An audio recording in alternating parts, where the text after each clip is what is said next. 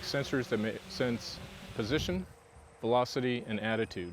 We focus on miniaturization, sensors that just measure attitude, pitch and roll.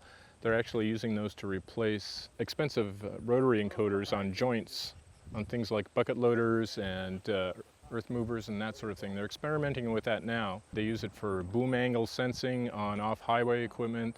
They use it for rollover detection, for safety. The position sensors are used for navigation, as you can imagine. We're getting into a lot of applications like autonomous drones, autonomous land vehicles, the small pack bots.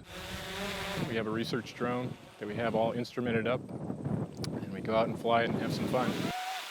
We're testing a GNSS INS. That stands for Global Navigation Satellite System, Inertial Navigation System. It's a mouthful. Basically what it does is it tells you your position on Earth and how fast you're going. Our flight here, what we've got is a nice big field. It allows us to fly a couple of sets of patterns and record on a data logger that's on our drone. And then we also record at the exact same time the reference data from our high-end GNSS receiver. The surveying software can actually get our reference path down to within centimeters. We compare how well we're doing against the truth reference, and we're just working all the time to make that better. This is pretty wicked cool. It's fun. It's being on the bleeding edge. The fun thing is our sensors are in the right place at the right time. We're seeing a lot of really cool applications, and things are moving fast. So it's both terrifying and exciting at the same time.